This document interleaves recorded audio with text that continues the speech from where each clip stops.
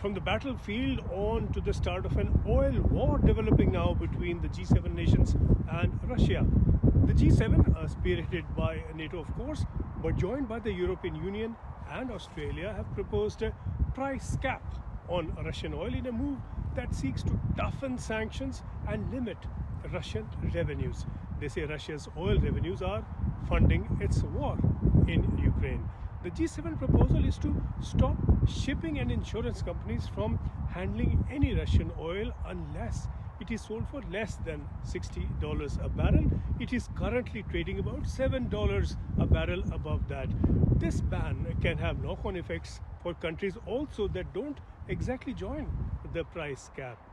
Russia says it will not accept any such price cap, and we have word from the Kremlin now that it will counter this move in all sorts of ways. One way certainly is likely to be a strengthening of its position that it will simply not supply oil to any country that implements the cap.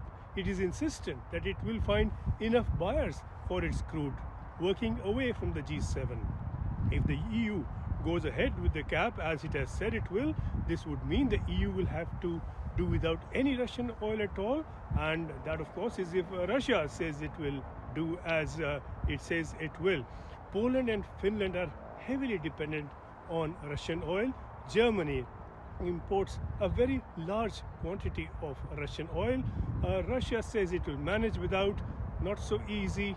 This is now a game of brinkmanship between what the EU says it can get away with and what Russia insists it will do.